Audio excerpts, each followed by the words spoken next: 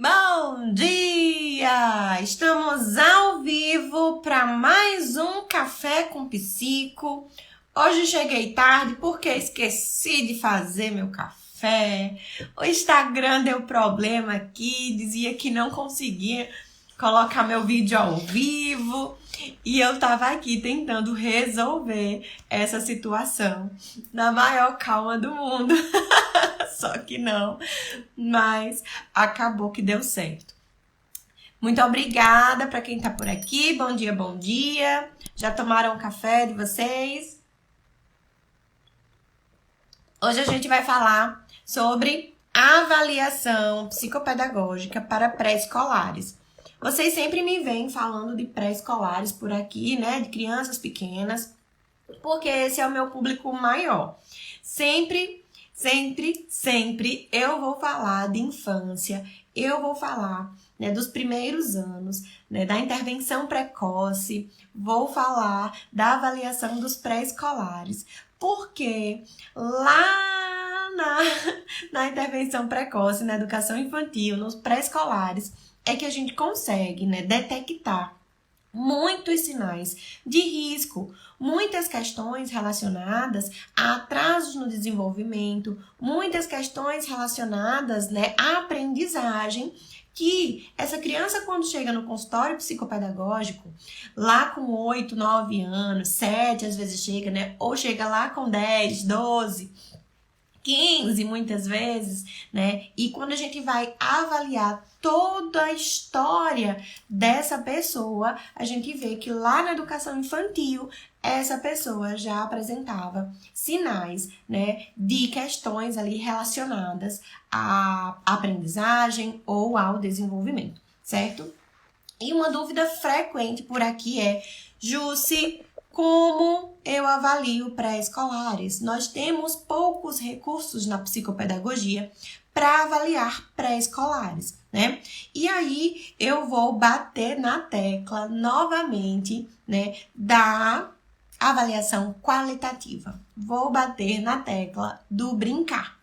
É pelo brincar com as crianças que a gente avalia, né? A criança com desenvolvimento neurotípico, né, com desenvolvimento típico, ela consegue se desenvolver, ela recebe os estímulos adequados. Eu falei, né, essa semana no feriado sobre plantas e pássaros e o desenvolvimento infantil, né, e é bem verdade que a gente fica esperando que as crianças se desenvolvam sozinhas, né, pela natureza, por si só, porque é uma lei da vida, né, que as pessoas quando nascem, crescem, se desenvolvem, né, se reproduzem e morrem. A gente aprendeu assim lá em ciências, lá, né, na educação Fundamental 1, quando a gente começa a entender ali o ciclo da vida, né. Então, a gente sempre acha, né, no senso comum, acha que nasceu e ok, né? E é isso, não precisa de estimulação, não precisa de intervenção, e que o desenvolvimento da criança depende da criança por si só. E não é assim, né? Então, vocês vão aí me ver batendo na tecla da intervenção precoce, principalmente na psicopedagogia, porque sim, nós podemos avaliar e intervir com pré-escolares, tá certo? Então, antes de tudo, né, quero dar boas-vindas para quem está chegando aqui. Quem nunca assistiu, né, um Café com Psico, sejam bem-vindos. Essa live vai fica salva aqui no meu Instagram, fica salva no YouTube e também nas plataformas de áudio, porque nós somos podcast, tá? Então você pode pesquisar lá no seu Deezer, no seu Spotify ou na plataforma de streaming, né, de áudio que você prefere e busca lá Café com Psico, que vai aparecer Café com Psico por Jussimara Gomes, tá? Aí vai ter uma pessoa loira, assim, bem maquiada, né? Parece eu. Tô bem diferente agora. Mas é isso, né? Bora lá. Então, qualquer dúvida, qualquer sugestão, qualquer contribuição que tiver de fazer, coloquem aqui nos comentários ou lá na caixinha de perguntas, tá? Que a gente vai respondendo, vai conversando. Esse não é um espaço meu, só meu, é um espaço nosso, é uma construção, né? A minha contribuição para a psicopedagogia e para a infância, para as crianças, porque eu sei que a gente precisa conversar sobre isso, a gente precisa balançar a bandeira da psicopedagogia, né? Nós vemos aí, né, mais reconhecimento nos últimos dias, nos últimos anos, mais valorização da psicopedagogia, mas a gente ainda vê muita gente que desconhece o nosso trabalho. Então, eu estou aqui para fazer esse trabalho e vamos juntas balançar a bandeira da psicopedagogia, da valorização da psicopedagogia, porque a gente merece, a gente faz um trabalho lindo com as crianças, tá bom? Então, bora lá começar. Chega de conversinha, né, tia Jússi? E vamos começar nossa live. Toda vez que eu falo de avaliação psicopedagógica de pré-escolares, né, tem muitas psicos, inclusive, né, que ficam com dúvida. Jússi, você avalia, né, pré-escolares ou você só pega pré-escolares quando já tem uma avaliação diagnóstico? Jússi, você só pega pré-escolares com TEA? Jússi, como é que eu faço para avaliar os pré-escolares, né? Então, sempre tem uma dúvida aí em torno dessa idade, porque nossa área, a psicopedagogia, é muito relacionada com a aprendizagem acadêmica, né? Com aquele papelzinho, aquela tarefinha, né? O lápis e caneta na mão. E muitas vezes, alguns profissionais da saúde e às vezes profissionais da educação também dizem, não precisa não de psicopedagogia porque ainda não está alfabetizado. Depois de 6 anos a gente envia, a gente vê o que faz, se tiver dificuldades, né? Mas nós trabalhamos não só com avaliação e intervenção, nós avaliamos também e trabalhamos com a prevenção. Então, Jússi, transtorno pode ser prevenido? Não, mas as dificuldades, mas os prejuízos que aquele transtorno pode causar na vida de uma criança podem ser prevenidos se a gente vê os sinais logo, né, na infância, na primeira infância, na pré-escola, certo? Então, é uma dúvida comum das pessoas e por a gente não encontrar muitos protocolos, muitos testes padronizados para nós da psicopedagogia na infância, né? Para os pré-escolares, a gente fica meio que, eu acho que não dá para mim não, isso aí, hein? Acho que não dá para avaliar pré-escolares dessa maneira, não. O que eu vou fazer com uma criança, né, que eu vou avaliar a leitura escrita, se ela não lê e escreve, né? E aí, como é que eu faço? Uma das primeiras coisas que a gente faz com crianças pré-escolares é construção de vínculo. Já falei de vínculo, vou falar de novo. É extremamente importante que a criança se sinta à vontade com você, em estar com você, tá? Depois que ela se sentir à vontade, aí a gente vai avaliar outras coisas. Mas nessa parte, né, do vínculo e da avaliação com pré-escolares de uma forma geral, a gente tem o brincar, né? É pelo brincar que nós avaliamos as crianças pequenas. Repitam comigo, é pelo brincar que nós avaliamos crianças pequenas. Vamos mais uma vez? É pelo brincar que nós avaliamos crianças pequenas. Não esqueçam de brincar. Não esqueçam de avaliar o brincar. Como é esse brincar? Com quem é esse brincar? Como a criança usa determinados brinquedos? Quais são os brinquedos que ela usa? E se ela tivesse em brinquedo? Como é que ela brinca? Gente, a criança, ela brinca o tempo todo. Todo. A criança pré-escolar, não adianta a gente sentar na mesinha com ela para fazer atividades de papel e caneta por muito tempo, né? Por isso que eu amo as escolas que oferecem, né, na educação infantil a pré-escola valorizando esse brincar, né? As crianças não vão passar 4 horas sentadas não, gente. E quando Os pais chegam pra mim e dizem assim, eu tô pagando a escola tão cara. E aí, quando eu chego, o menino tá brincando, eu vou pagar pra brincar. Você consegue passar 4 horas ali com ele brincando, né? Você consegue passar 4 horas com ele no parquinho, interagindo com outras crianças? Não, né? Então, a gente tem ali o horário do parquinho, a gente tem o horário de brincar em casa, sentado e tudo. Mas não tem, né? A frequência, a intensidade que há, né, com as crianças. Eu tô com coisinha suja aqui, né? Sei lá. Enfim, vamos lá. É pelo brincar que nós olhamos para a criança. E aí, nós precisamos primeiro saber como é o desenvolvimento típico dessa criança.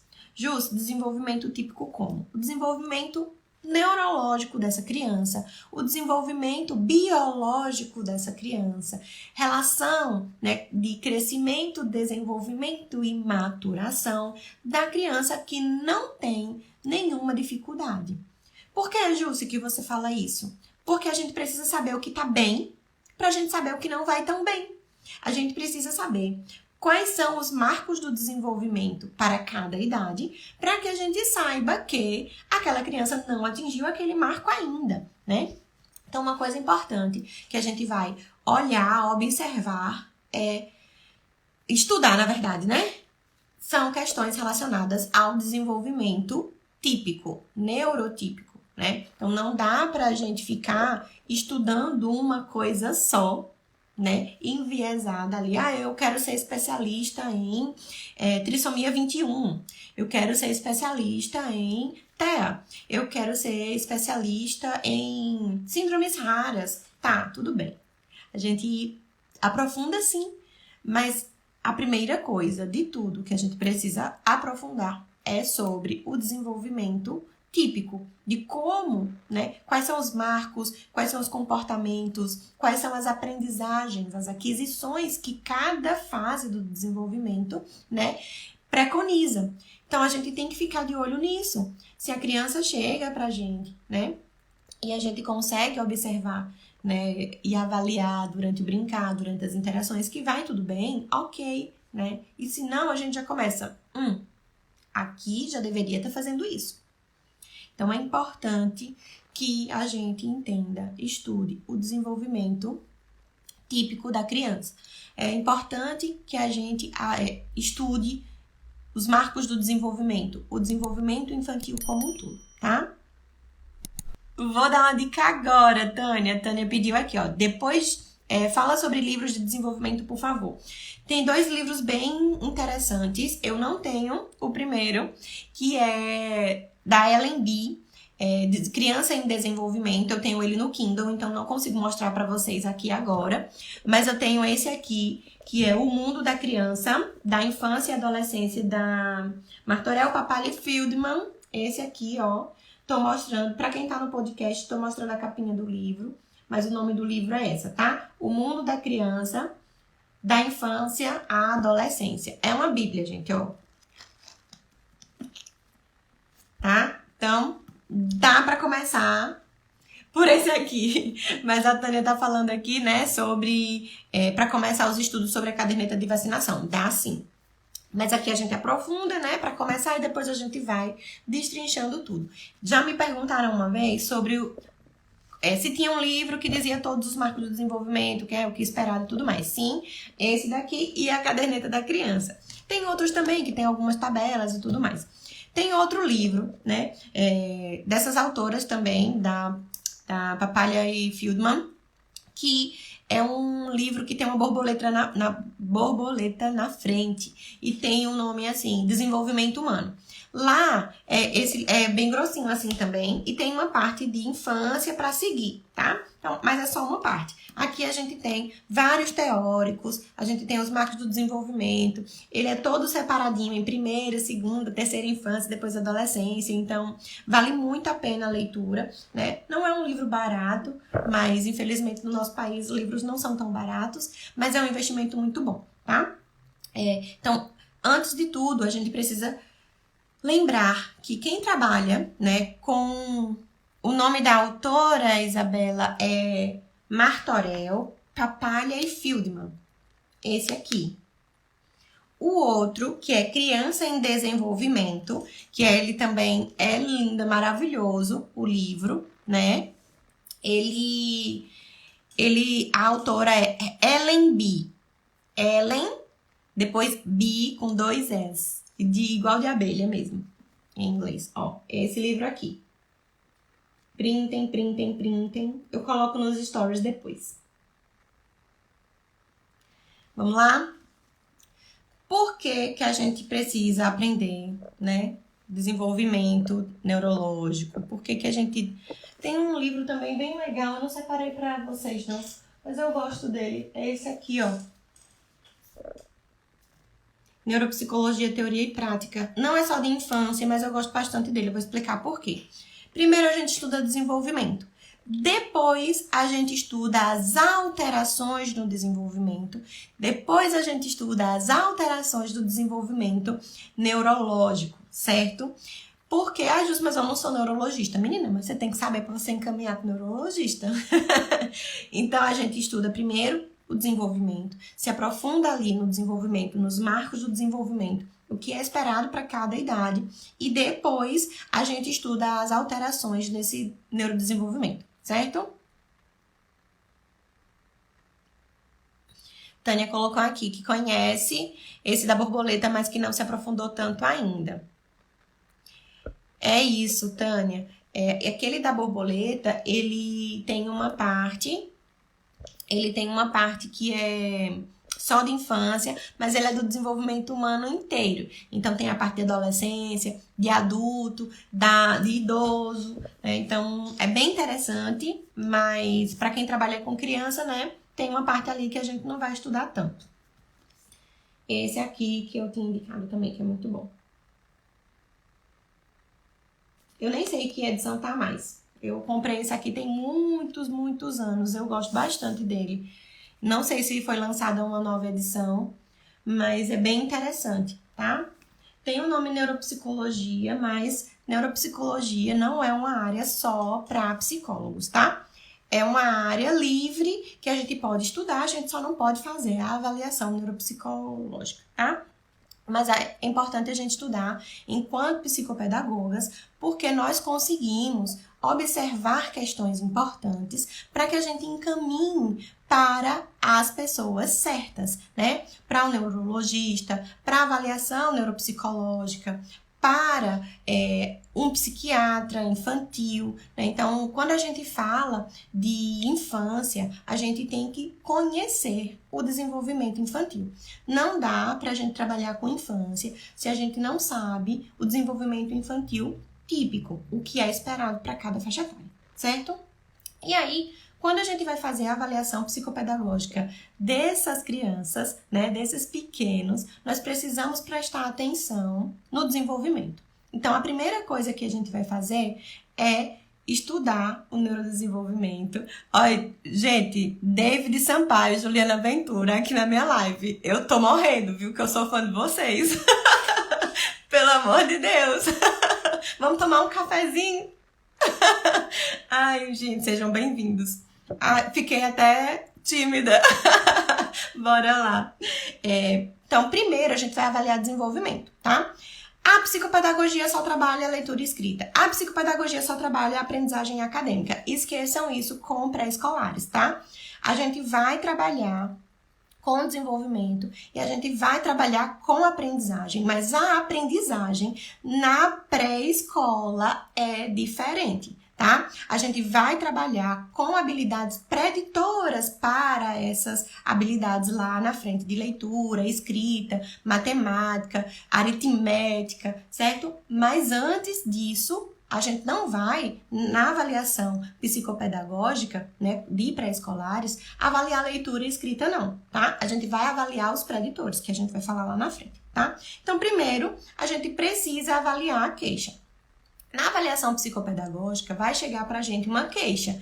Vai chegar ali a mãe, o pai, a família, vai chegar um encaminhamento de alguém. Então, muitas vezes, quando as pessoas entram em contato com a gente pelo WhatsApp, a gente já sonda quem foi que encaminhou, se está procurando por conta própria, porque a gente aproveita para desmistificar o papel da psicopedagogia, saber se a pessoa conhece a psicopedagogia, se ela, na verdade, não está procurando outro profissional e ali caiu psico alguma coisa, eu acho que é essa daqui, né? E vai lá e liga ou então manda mensagem, tá? Então, eu sondo sempre, no primeiro contato, no telefone ou no WhatsApp, sobre essa queixa e sobre por que você está procurando uma psicopedagoga, né? Quem foi que indicou, se você está procurando sozinho, e aí para a gente poder ali, já naquele momento, entender, isso aqui não é para mim, isso aqui eu vou encaminhar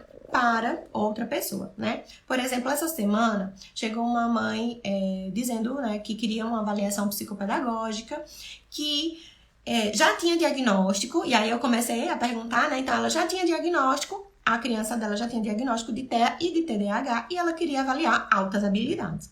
E aí, eu disse para ela, olha, nesse caso, é interessante que você procure uma avaliação neuropsicológica. Por quê? Porque nós não temos, né, como psicopedagogas, nós não temos testes padronizados, né, para a inteligência. Então, para avaliar inteligência de forma adequada, de forma correta, essa avaliação, né, esse teste, só psicólogos que podem fazer. E para ter um pensamento mais acertado, né, mais assertivo sobre essas práticas e sobre esse teste e sobre essa sua suspeita, é interessante que seja um neuropsicólogo, porque vai fazer uma avaliação completa com a tua criança para investigar se há, né, altas habilidades e superdotação junto, né, com essas outras diagnósticos, né, o TDAH e o TEA. Então, já tinha um diagnóstico. O que a mãe queria era uma avaliação de altas habilidades. Lógico que a avaliação de altas habilidades não se resume à inteligência. Vai ter todo um protocolo que o neuropsicólogo é o melhor profissional para fazer isso, tá? Então, por que eu faço essa sondagem antes? Para que nem a mãe, nem eu, né, que a gente não perca tempo, que a criança não perca tempo de avaliação, de estimulação, de intervenção, né? E também não é não é o meu objetivo com o meu trabalho ganhar dinheiro. O meu trabalho, a minha missão é transformar pequenas vidas. E eu não vou simplesmente fazer uma avaliação inteira para depois dizer assim, precisamos, né, de outro profissional aqui e agora. Então, tem avaliações que são multidisciplinares, que chega primeiro para a gente e a gente encaminha. Tem avaliação multidisciplinares que vai para o neuropsicólogo, que vai para o psicólogo, que vai para o físico, que vai para o fono e depois chega para a gente. Mas a gente tem que avaliar de todas as formas, tá? Então, eu tô falando de avaliação psicopedagógica de uma criança que a gente vai levantar uma hipótese diagnóstica e de uma criança que já tem diagnóstico, mas que precisa da avaliação da mesma forma. Jusce, criança com diagnóstico precisa de avaliação? Precisa. Como é que a gente vai intervir sem saber no que intervir, né? Então, a gente precisa avaliar, independente se essa criança tem diagnóstico ou não, tá bom? Deixa eu ver que tem uma mensagem aqui, Tânia. Esse primeiro contato é muito importante para entender o que precisam e para criar o vínculo e acolher a família. Isso mesmo, já tem uma live aqui, um Café com Psico, sobre acolhimento e vínculo, que é bem interessante. Eu sugiro que todo mundo vá lá escutar, né, no podcast ou assistir, porque é a minha prática, é o que eu faço e é o que deu certo e vem dando certo por aqui, certo? Então, a avaliação psicopedagógica não se resume a levantar uma hipótese diagnóstica, tá? Então, esqueçam que é levantar a hipótese diagnóstica aqui. A gente vai, sim, levantar a hipótese diagnóstica dessa criança que está chegando, que é o primeiro contato, que foi encaminhado pelo neuro ou por alguém pela escola, né? Mas a gente não faz só a avaliação para levantar a hipótese diagnóstica. Quando a criança chega, a gente também faz essa avaliação, certo? Tânia, adoro te ouvir porque penso igual a você. Não gosto de ficar com a criança apenas para ganhar o dinheiro. Oh, obrigada. É isso, né, gente? O dinheiro é consequência. do nosso trabalho, né? A minha missão não é ganhar dinheiro, não. Bora lá. Então, primeiro a gente vai avaliar desenvolvimento. E aí, a gente vai avaliar desenvolvimento cognitivo, desenvolvimento socioemocional, desenvolvimento da linguagem, desenvolvimento psicomotor, as funções executivas. Mas antes, a gente vai avaliar a queixa, certo? Tem uma outra live aqui sobre como explorar a queixa, né? O que chega pra gente é a queixa, mas o que a gente pode entender? Como pensar sobre essa queixa para ajudar a nossa avaliação psicopedagógica, a construir, a planejar a nossa avaliação psicopedagógica, né? Então, primeiro a gente vai pensar, né? Imaginem que a queixa, o que chega pra gente é um iceberg. Esse exemplo do iceberg é fantástico, né? Porque a gente consegue visualizar que todo mundo usa esse exemplo, mas esse é exemplo clichê, mas a gente vai usar esse exemplo mesmo, tá? A pessoa das analogias hoje está desprovida de criatividade. Imagine um iceberg. Então, o que chega pra gente é o que tá ali visível, né? É o que está fora da água. É o que as pessoas estão vendo. Então, a gente fazer uma avaliação inteira para dizer para a família ou para a escola o que eles já estão vendo não é suficiente e não é adequado. A gente vai precisar observar outras questões também, né? Então, como foi a história dessa criança até aqui? Então, como estão as questões relacionadas ao desenvolvimento cognitivo? Há déficits cognitivos aqui? Há atrasos no desenvolvimento? Como estão as questões comportamentais? Existem questões de regulação emocional? Existem questões emocionais aí? Ou como é o estilo de parentalidade dessa família? Como essa família é acolhida? Existem questões na escola que estão ligadas ao emocional, às emoções dessa criança, que alterem o comportamento dela, que alterem as questões ali, a dinâmica dela na escola e ela está tendo um prejuízo acadêmico, né? Então, tem muita coisa envolvida em uma queixa, né? Dalvani Freitas, a maioria das mães das crianças com TEA no pré-escolar me procuram porque as crianças não possuem vínculo escolar, não querem saber de atividades de papel.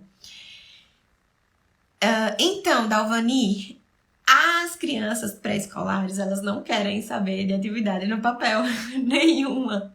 Não é só das crianças com TEA, né? As crianças pré-escolares, elas estão na fase do brincar, elas querem se movimentar, elas precisam se movimentar, elas precisam brincar.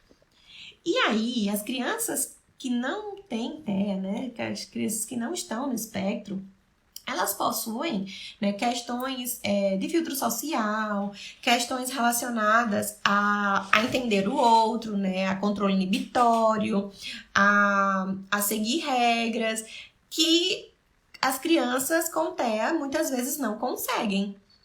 E essa questão do vínculo, né, com as pessoas, né, com o lugar, da parte da socialização, tem muitas questões aí envolvidas, né, que fogem da questão só do papel, né, da atividade de papel.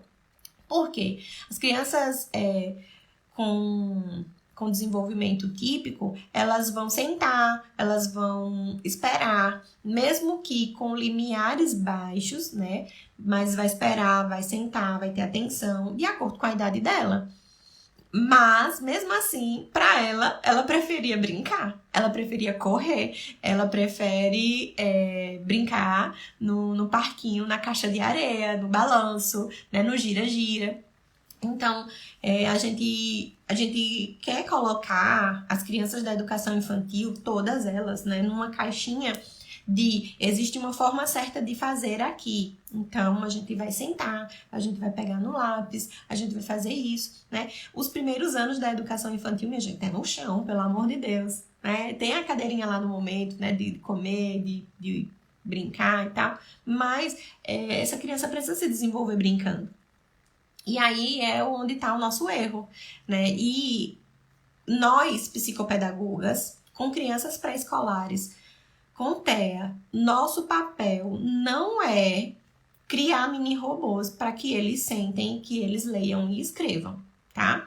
O nosso papel vai muito além da aprendizagem acadêmica, né? Nós somos profissionais da aprendizagem, nós não somos profissionais da educação, nós não somos profissionais da leitura e da escrita. Lembrem-se disso sempre quando vocês pegarem uma criança pré-escolar, certo? Porque muitas vezes a gente fica apegada com o título de profissional da educação, de profissional da leitura e da escrita. E a gente quer, no fim da força do universo inteiro, colocar leitura, escrita, letra, número de goela abaixo da criança e não vai. Há momentos para isso. E o pré-escolar, ele vai precisar disso, mas não precisa dessa cobrança excessiva com relação a letras e números. E as crianças com TEA, a gente vai desensibilizar essa questão do papel.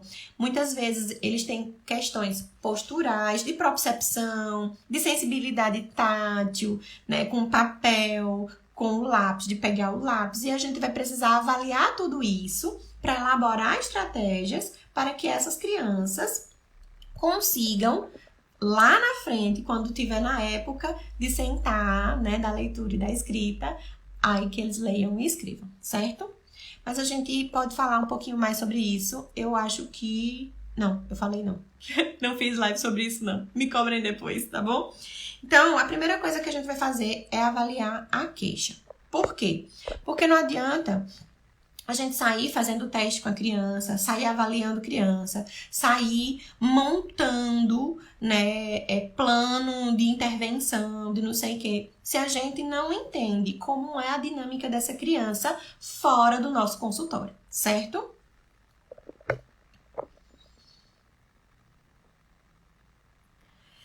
Bora lá. Milena, vou responder sua pergunta já já. Então, assim, não tem como a gente saber avaliar, intervir adequadamente se a gente não entender como essa dinâmica funciona, como essa criança é em outros ambientes, como é que ela é na escola, se ela está na escola, né, já que ela é pré-escolar, como é que ela se comporta, como é que ela age, como é que ela reage em casa, no parquinho com outras crianças, na casa dos avós, em várias outras situações, certo? Então, questões de aprendizagem não estão relacionadas simplesmente ao desenvolvimento cognitivo, tá? Então, a gente precisa analisar essa queixa inteira, outras alterações familiares, outras questões ali biológicas, inclusive, né, na nossa anamnese, para que a gente entenda se existe alguma questão importante ali, tá certo? Milena, Ju, se atendo em casa, ainda como apoio pedagógico, mas tento incluir algumas coisas da psicopedagogia. Às vezes os pais estão presentes e acham que estão gastando dinheiro à toa por estarmos quase sempre brincando. Como lidar com isso? Milena, uma coisa interessante é você, no primeiro contato, já falar para os pais que você vai brincar. Porque eu falo isso na minha anamnese. Faz parte ali da primeira sessão com os pais, né? Faço a anamnese e depois, lá no final de tudo, eu vou explicar, olha só. Eu vou explicar o meu trabalho, como é que eu vou fazer o trabalho com o Joãozinho. Olha só, eu trabalho com crianças, vamos supor que o Joãozinho tem 4 anos. O trabalho com crianças é totalmente diferente do trabalho com adultos. O trabalho com crianças é totalmente diferente do trabalho com adolescentes, que é totalmente diferente do trabalho com crianças grandes. Lembre-se, o seu filho só tem 4 anos. Então, né, eu só consigo começar, né, a fazer parte desse mundo dele, e né, nesse mundo de autismo, de nada não, tá, gente? É do mundo da criança mesmo, dele entender, né, que faz parte daquilo ali, dele me acolher como pessoa da vida dele, né, na vida dele. E aí eu começo a falar sobre isso. Eu disse, olha, vocês vão escutar risadas, vocês vão escutar barulho, vocês vão escutar batuque, vocês vão escutar a gente cantando, a gente correndo, a gente derrubando coisas, porque a gente vai brincar. Pode ser que um dia que eu abra a porta e ao invés de eu dizer assim, olha, pai, terminamos a sessão, tá tudo ótimo, que eu não gosto, né, disso aqui, de tá tudo ótimo, mas muitas vezes a gente vai dizer, eu vou abrir a porta e você vai ver a gente tá postando corrida no corredor da clínica, né? Então, entenda que essa bagunça, que esse brincar faz parte. E eu já digo isso assim de cara, sabe, Milena? Porque eu não gosto de deixar pontas, né, soltas. Eu gosto de sempre ajustar tudo bonitinho. Então, já aconteceu isso comigo da família me indagar, né? Ai, não, tá só brincando. E aí eu explicar o que é o brincar. Explicar porque não é só brincar, é brincar. E aí, enquanto as famílias entenderem, né, não entenderem, na verdade, a importância do brincar, a gente não evolui. Não evolui no nosso trabalho e nem com relação à criança, porque eles não vão brincar com essa criança em casa e tem toda essa cobrança, né? Aí, social, de que a criança sente, escreva, leia, né? Os pais com 4 anos querem que os meninos estejam quase alfabetizados. E não é bem assim. Essa alfabetização, ela depende de várias outras coisas. Então, explicar para eles tudo bonitinho. E que a gente vai brincar. Olha, vai ter momentos chatos, vai ter momento que pode ser que a criança saia emburrada, chateada com a tia Jussi, mas vai ter momentos que você vai escutar a maior algazarra aqui dentro. A gente vai pular, a gente vai brincar. Então, eu tenho um jump no meu consultório, eu tenho um puff, eu tenho um monte de coisa que a gente brinca mesmo, né? Além dos recursos, além dos brinquedos. A gente brinca com intenção. E aí, vou explicando para eles tudo isso, tá? Então, conscientize as famílias sobre o brincar, tá bom? Então, depois que a gente avalia a queixa, aí nós vamos montar o planejamento avaliativo dessa criança, certo? Como é que a gente vai avaliar isso? A gente vai montar isso. A gente vai avaliar os marcos do desenvolvimento primeiro. Jussi, toda criança precisa ser aplicado os protocolos de desenvolvimento? Se você quiser e puder, é interessante, né? E se você observar algumas questões, não, acho que estudei aqui, né? Peguei ali o livro da Papali Fieldman, da Ellen B. Tá tudo ok com essa criança. Então, a gente parte para avaliar, né, outras questões de protocolo, tá? Mas a gente tem que avaliar desenvolvimento. Então, a gente vai avaliar o desenvolvimento primeiro. Desenvolvimento cognitivo, desenvolvimento socioemocional, desenvolvimento de linguagem, desenvolvimento psicomotor, as funções executivas e os preditores para a alfabetização. Cognição. O que é que essa criança precisa fazer, saber fazer com relação aos aspectos cognitivos, né? E aí, gente, no pré-escolar, tem essa parte toda de cognição, mas não se prendam só à cognição. E não coloquem a cognição num pedestal. E eu vou explicar por quê. Porque as questões psicomotoras e as questões de linguagem, elas se interferem, elas se entrelaçam para construir o desenvolvimento cognitivo da criança. Certo? Então, a gente precisa avaliar outras questões além da cognição. Então, a gente fica ali testando, faz isso, faz aquilo outro, né? E não dá pra gente ficar assim, demandando tanto da criança e focando só na cognição, tá? Então, a gente vai avaliar cognição sim, mas é interessante que a gente avalie outros aspectos, né? Então, por que a gente vai avaliar a linguagem, Ju, se a gente não é fono, mulher, pelo amor de Deus, por que tu tá me dizendo que eu vou avaliar a linguagem? Gente, linguagem faz parte do desenvolvimento da criança. Comunicação e linguagem fazem parte do desenvolvimento da criança. Eu não estou dizendo que você vai avaliar fala, você vai avaliar linguagem, tá bom? Por quê? Porque se você percebe que existem questões ali importantes de comunicação e linguagem e de fala, porque a gente precisa perceber para encaminhar, né? Então, a gente encaminha. Mas, muitas questões de alguns transtornos do próprio desenvolvimento da criança estão relacionados à comunicação e à linguagem, tá? Um dos preditores para o desenvolvimento da leitura e da escrita é a linguagem.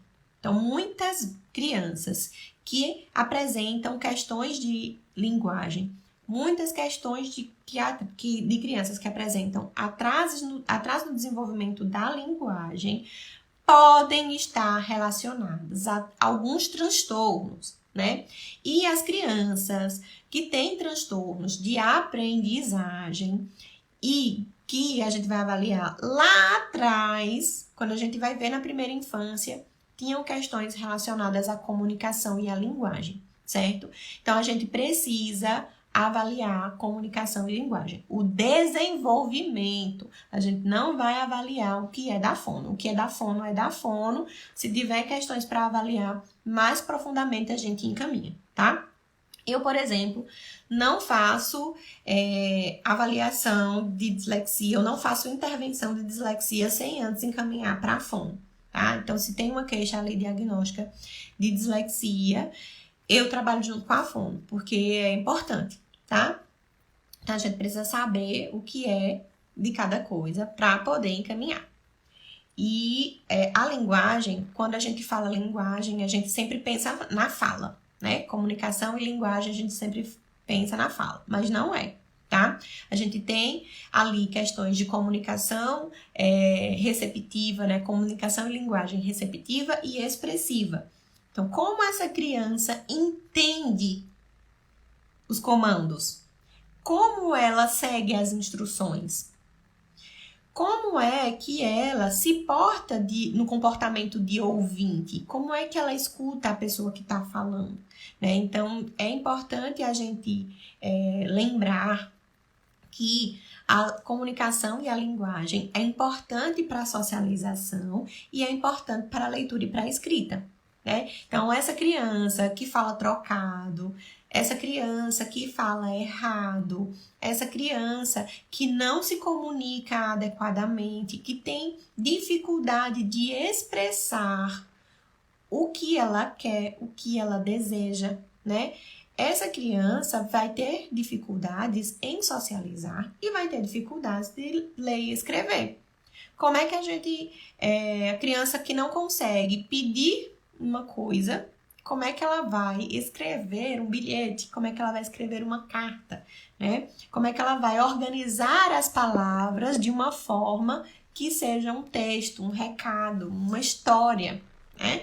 Então, é importante a gente lembrar que a linguagem faz base, né? A fala principalmente, mas a linguagem como um todo, ela faz base para a leitura e para a escrita, né? Então, é importante que a gente se atenha, né, se atente a avaliar comunicação e linguagem expressiva e receptiva, tá? É importante também que a gente avalie o desenvolvimento psicomotor, porque volto lá nas questões, né, de desenvolvimimento, porque eles se interferem, né? Então, o desenvolvimento cognitivo e de linguagem e psicomotor, né? Eles fazem ali uma caminha, eles se ajudam para o desenvolvimento cognitivo da criança, tá? Então, a gente precisa avaliar como está essa motricidade também, ampla e fina.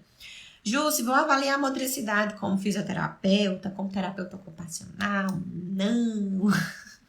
Mas a gente precisa saber se há alguma questão motora que interfere na aprendizagem dessa criança, se estão ligadas à queixa que essa família, que essa escola trouxe, tá? Como é que eu quero que uma criança escreva, né? Lá com 6 anos, 7 anos, que ela escreva, se essa criança tem uma dificuldade em se sustentar, em sentar. Justo, o que é que tem a ver sentar com leitura e escrita?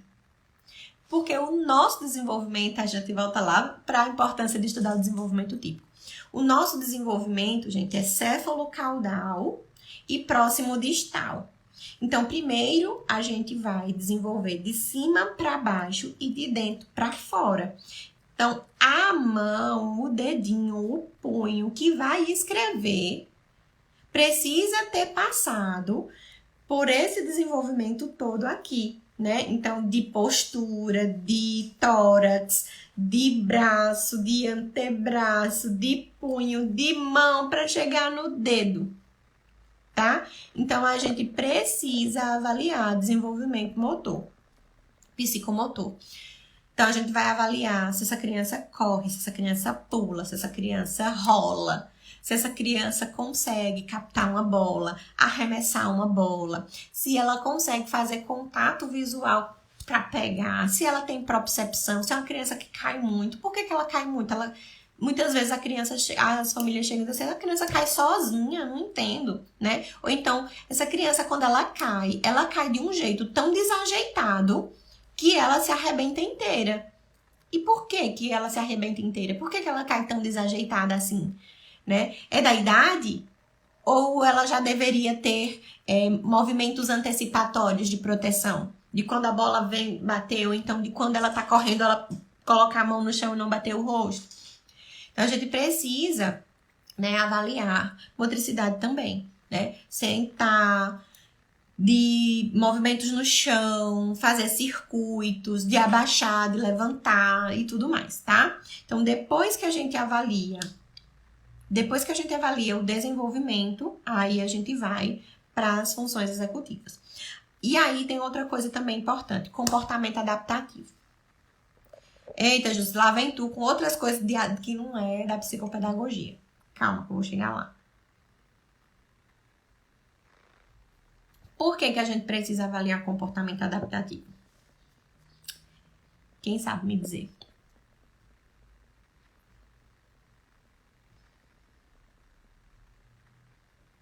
Não? Ninguém? Bora lá então. Nós não vamos avaliar comportamentos adaptativos, atividade de vida diária, com a intenção de ensiná-los, com a intenção de dar TO. É totalmente diferente, tá? E aí a gente precisa saber, né? E aí a gente vai fazer junto com a criança, né? Lá na brincadeira, no simbólico, mas a gente vai perguntar aos pais também. E às vezes a gente consegue fazer uma coisa ou outra, né? Eita, sujou aqui, vamos limpar?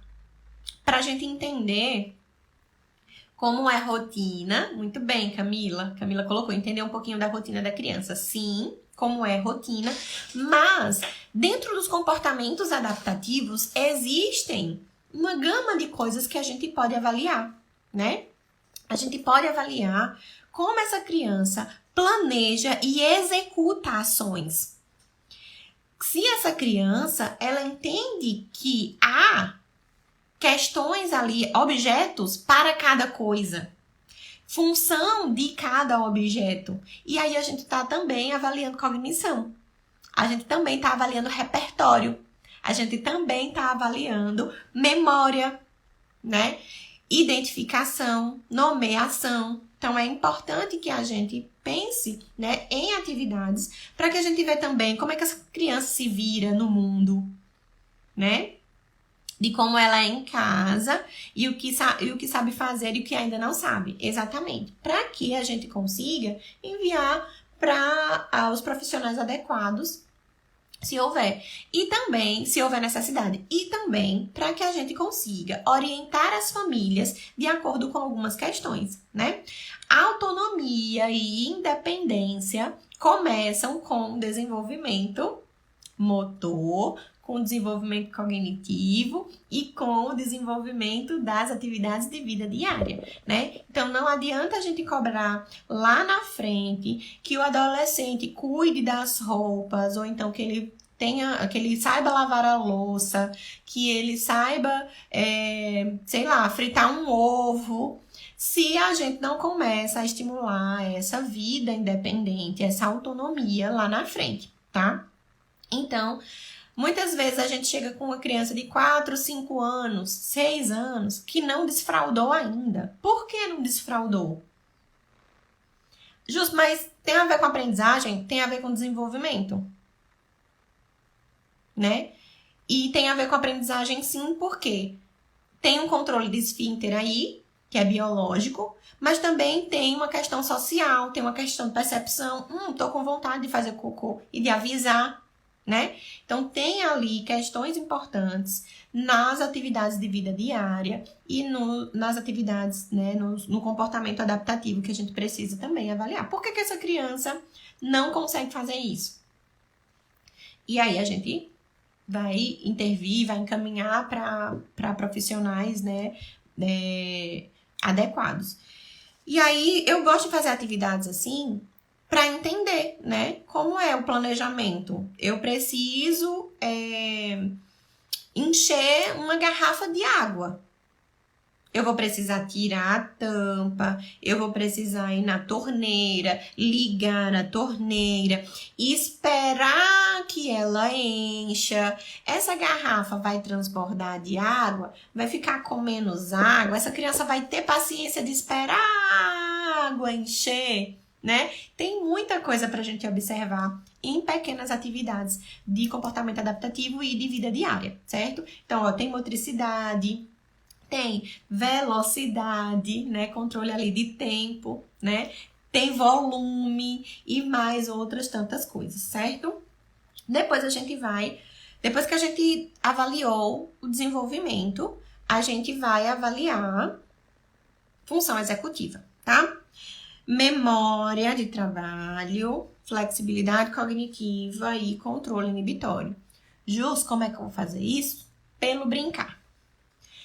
Jussi, mas eu não sei fazer isso. Aí, primeiro, a gente vai avaliar, vai estudar o que é cada coisa e como a gente avalia cada coisa.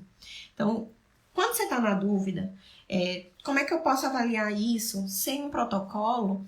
É porque a gente não se aprofundou na habilidade, no construto ou naquela coisa ali que a gente quer avaliar, né? Eu preciso avaliar a atenção. Mas eu só consigo avaliar a atenção com protocolo. E aí, a minha criança, com 2 anos, 3 anos, ela não consegue, né? Primeiro, não tem um protocolo, não lembro, não sei se tem um protocolo. Segundo, a minha criança não consegue fazer o que eu tenho, o protocolo que eu tenho. E aí, Justo, o que é que eu faço?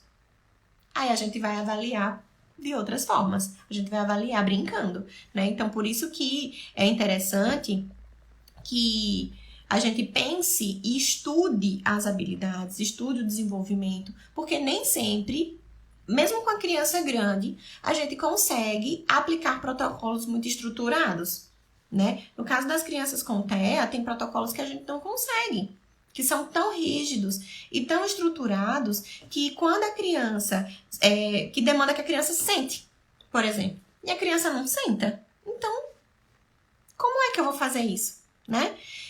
Lembrem-se sempre de que, para qualquer avaliação, a gente precisa, né, ter conhecimento sobre o que nós estamos avaliando, tá? E a avaliação não é só testagem. Certo? Eu não avalio criança pequena porque eu não tenho teste para avaliar criança pequena. Esqueça isso. Avaliação é pensamento, é raciocínio, é olhar para quem deve ser avaliado de uma forma individual, respeitosa, delicada, dedicada. Não é só teste. Se você só aplica teste, você é só uma aplicadora de teste. Você não é uma avaliadora. Né? A psicopedagogia, ela não é só a aplicação de testes, ela não é só a bateria piagetiana, ela não é só a bateria neuropsicológica, aquela lá bonitinha colorida que a gente usa da Menon, né? Não é só teste, não é só leitura escrita, não é só matemática, não é só teste, tá? Então, se você só faz avaliação com teste, aí a gente tem que rever esses conceitos, porque a avaliação, ela é um processo, ela é um conjunto de coisas. Os testes fazem parte desse conjunto de coisas, mas eles não são o centro da avaliação, principalmente com pré-escolares. Tem a observação, tem as entrevistas, Tem as visitas escolares. Jússi, posso fazer uma visita domiciliar? Pode. Eu posso chamar a babá para perguntar algumas questões? Pode, né? Então, gente, aprendam a avaliar de forma qualitativa. Com pré-escolares, a gente vai avaliar de forma qualitativa, a gente vai brincar, porque não dá para ficar testando o tempo todo, né? Testando com protocolos ali fixos, protocolos estruturados, não dá, tá? E aí, depois que a gente avalia as funções executivas, atenção, memória de trabalho, memória de curto prazo, memória de longo prazo, quando a gente vai avaliar controle inibitório, flexibilidade, aí a gente vai para os preditores. E aí os preditores para alfabetização precisam estar relacionados com a idade dessa criança, né? Então não adianta a gente avaliar a consciência fonológica, por exemplo, né? De um jeito que a gente avalia de crianças com 7 anos. Então, tem que ver como a gente vai avaliar esses preditores, tá? Então, a gente vai avaliar todas aquelas questões ali de esquema corporal, de lateralidade, de direcionamento, de posição, de tamanho, de reconhecimento, né, de discriminação visual, de discriminação auditiva. A gente vai trabalhar várias outras questões ali, né? Jússi, aliteração, consciência fonológica, discriminação auditiva dos fonemas específicos. Aí a gente só vai conseguir quando a criança já estiver mais pertinho ali dos 6 anos, que é o do desenvolvimento próprio dela, tá? Dalvani, Jússi, os livros de desenvolvimento que você falou é mais ou menos parecido com o inventário Portage? Não! O inventário Portage, ele tem para avaliar desenvolvimento, né? Mas é mais para avaliar repertório também, né? Eu prefiro o inventário Portage para avaliar repertório do que para avaliar desenvolvimento. Então, o Portage, ele tem algumas questões, sim, dá pra gente se guiar por ele, mas ele tem ali algumas estruturas, né? Eu acho mais interessante a gente estudar com os livros, porque a gente tem o apoio teórico do desenvolvimento, não dizendo que o Portage não tenha suporte e não tenha teoria, tá, gente? Tem. A questão é que o Portage, o próprio livro, ele é um manual. E sendo um manual, ele vai te ensinar a como usar o protocolo que eles estão ensinando, né? Que eles estão fornecendo ali. E aí, eu acho mais interessante você conhecer o desenvolvimento relacionado às questões de teóricos, né, importantes, lá do Piaget, do Vygotsky, do Vallon, do quem mais quem? Me digam aí, me lembrem, né? A aprendizagem com Luria e tudo mais, né?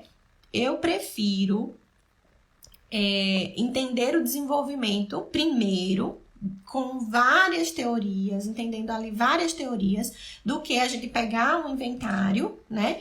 E tem ali, reconhece figuras geométricas. Tá, mas por que a criança precisa reconhecer figuras geométricas antes dos 6 anos? Eu quero saber por que precisa fazer isso.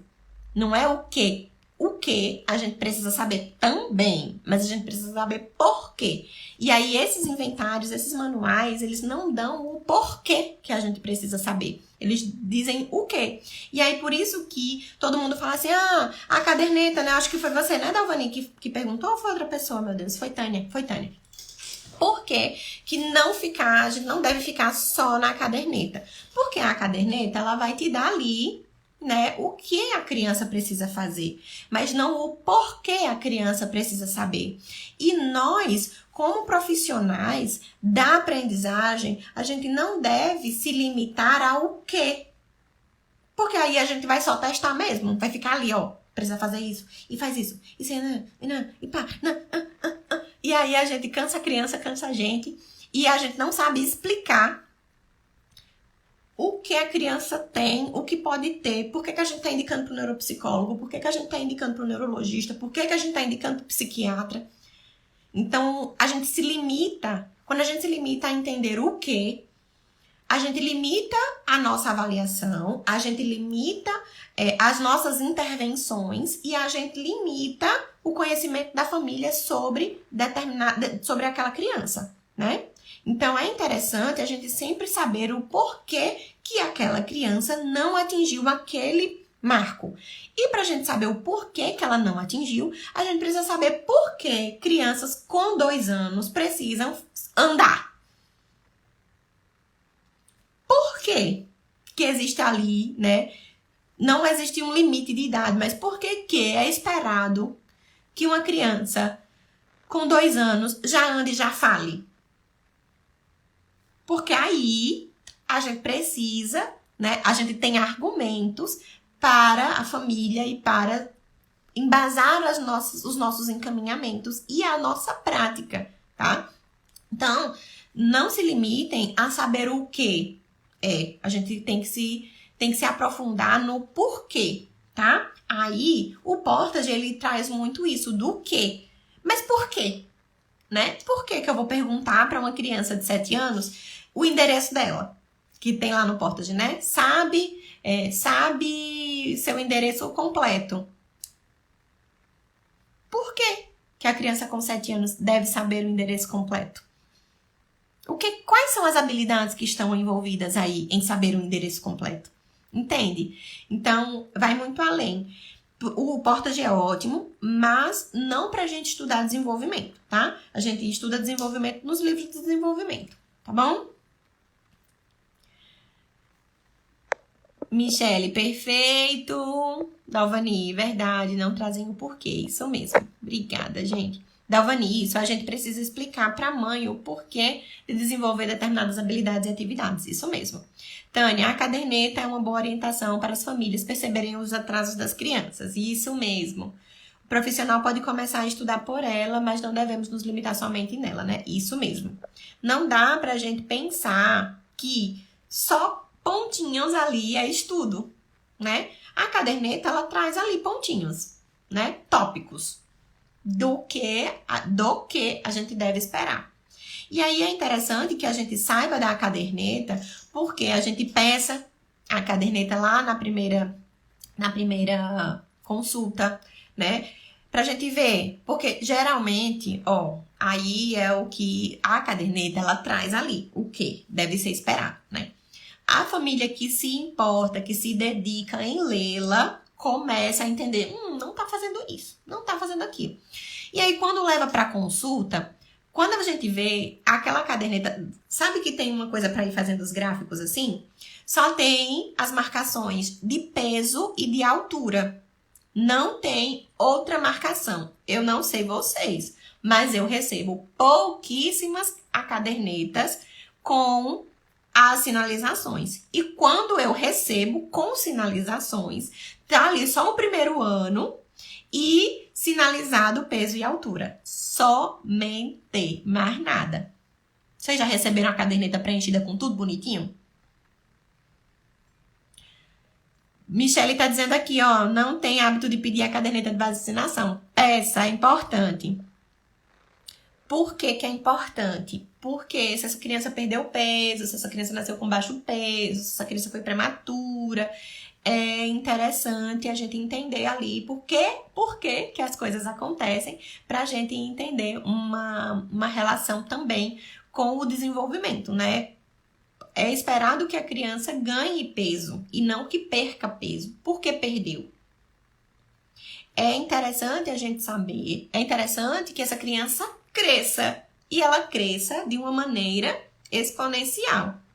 E não que ela fique estagnada, que ela cresça, né, devagarzinho, ou então que ela não cresça.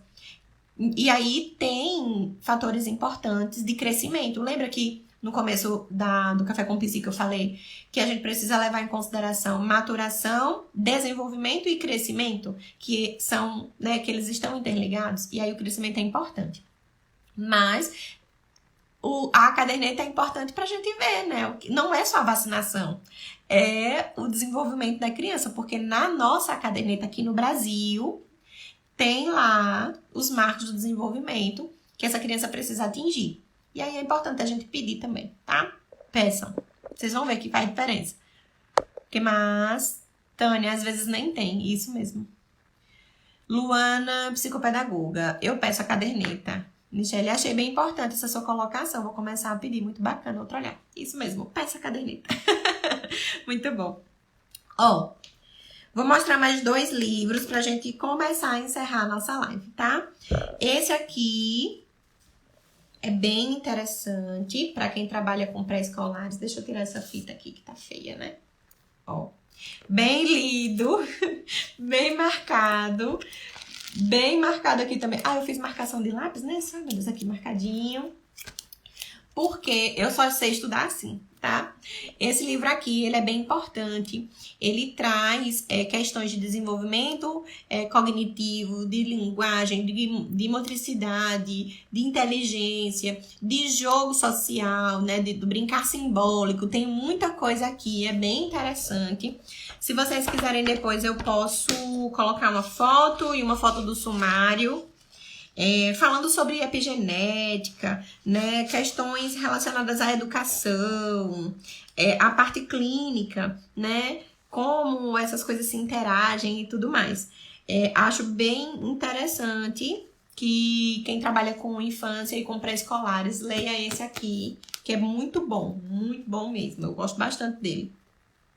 E outro que eu gosto também é esse aqui, ó, Neuropsicologia com pré-escolares, avaliação e intervenção. Aí aqui a gente sabe o porquê das coisas também, tá? Então não é só o quê, é por quê. Por que eu devo avaliar a linguagem? Por que eu devo avaliar desenvolvimento motor? O que eu devo prestar atenção? E aí lá no Portage, nos inventários, né, de desenvolvimento, a gente vê o quê? Né? O que eu devo observar? Mas aí a gente precisa entender por quê que a criança deve fazer isso. E por que ela não está fazendo, certo? Sempre se perguntem, tá? Sempre se perguntem o porquê. O porquê, o como, o qual, né? Não é só o quê, tá? Vamos lá, deixa eu ver aqui.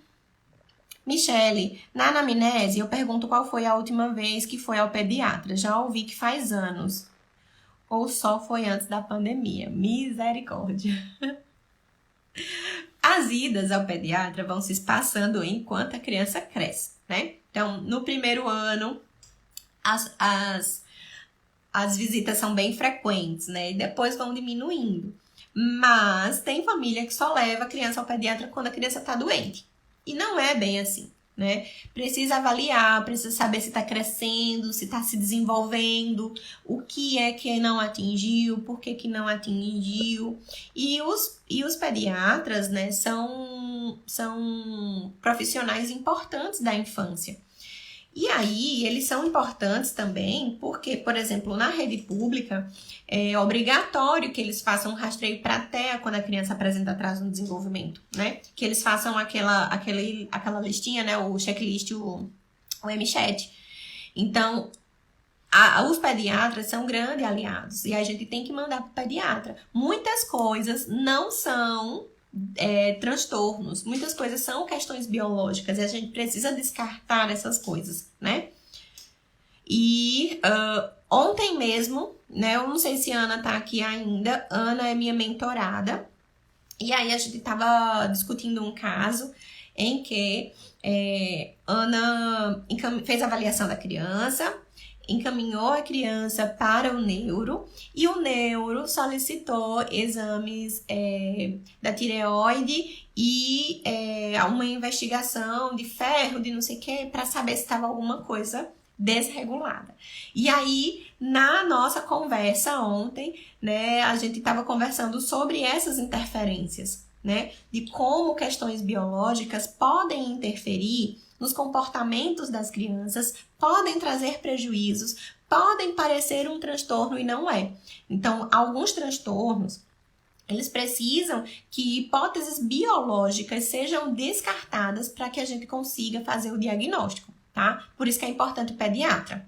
Aí o pediatra pode fazer isso antes da gente encaminhar para o neuro. Então, é bem importante que a criança faça a consulta com o pediatra certinho, que faça a vacinação certinha, né? A gente tem uma questão aí com vacinas importante. Muitas crianças, muitas doenças estão voltando porque as famílias estão deixando de vacinar suas crianças, certo?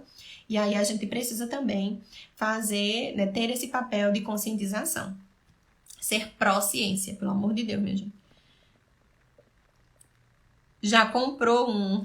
Muito bom, Lu. Cadê, Michele? Esses estão na minha lista de desejos na Amazon, minha gente. A lista de desejos da Amazon não acaba nunca, né? Tô com a minha cheia. Tânia, mostre o segundo. Não consegui pintar. Esse aqui, amor. Ó. Neuropsicologia com pré-escolares. Avaliação e intervenção. Natália Martins Dias e Alessandra Gotuso Seabra. Maravilhoso esse aqui. E tá lá na lista de desejos o resto da coleção, tá? Esse faz parte de uma coleção, acho que são 3. Para pré-escolares, muito bom. Jússi, por favor, manda a foto dos principais do desenvolvimento. Vou colocar... Vocês preferem que eu coloque nos stories ou no grupo do Telegram? Eita, meu Deus, lembrei agora. Semana passada eu prometi um negócio, né? Vou fazer hoje. Prometi um curtograma semana passada e não botei. Vou botar lá, tá? Vocês preferem onde?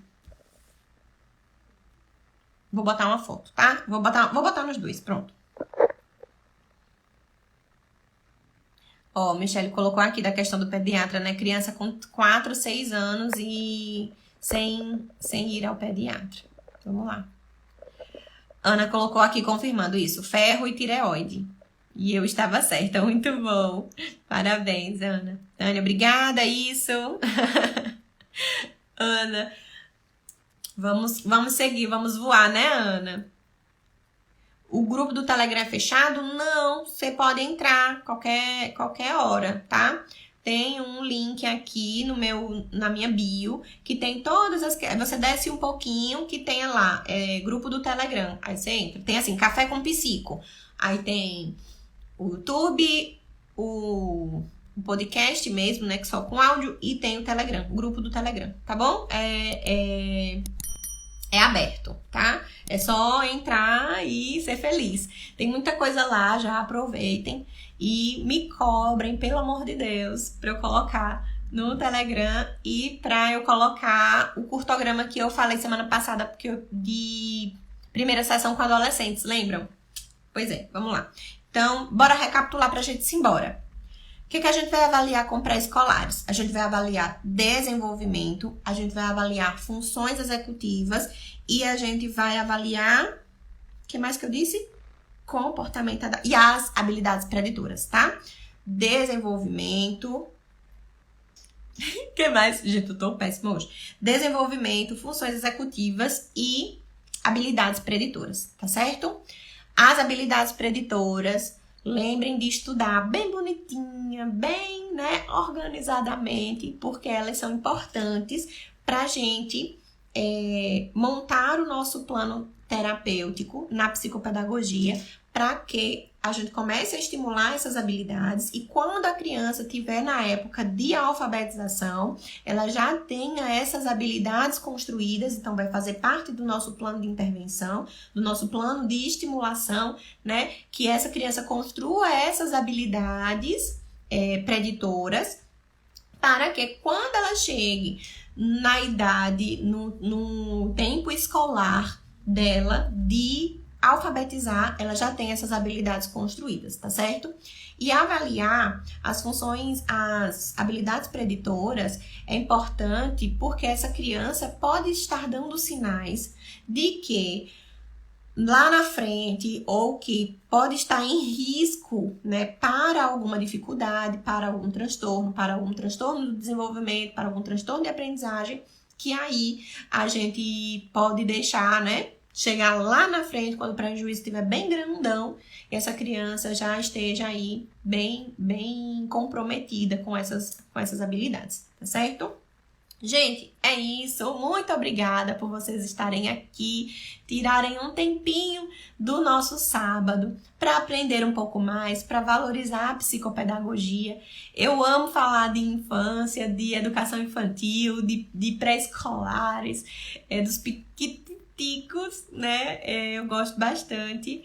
E vocês veem, né? A empolgação sempre tô por aqui. Então lembrem sempre que criança pré-escolar, a gente avalia pelo brincar. Vamos lá? Vamos embora? Gente, foi um prazer. Bom sábado. Se divirtam. Quem precisar trabalhar, trabalhe. Quem precisar estudar, estude. Né? Aproveitem o sábado da melhor maneira. Ai, deixa eu tirar o print. Porque senão não arrumo uma capa para colocar no feed. Sempre eu saio fazendo careta. Vamos lá.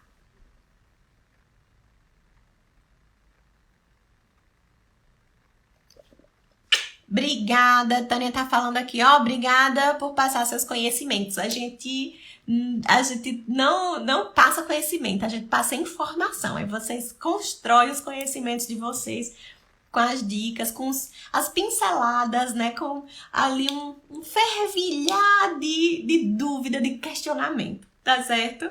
Muito obrigada por vocês estarem aqui. Vou colocar lá no grupo do Telegram tudo que eu preciso, certo? Um cheiro e até semana que vem.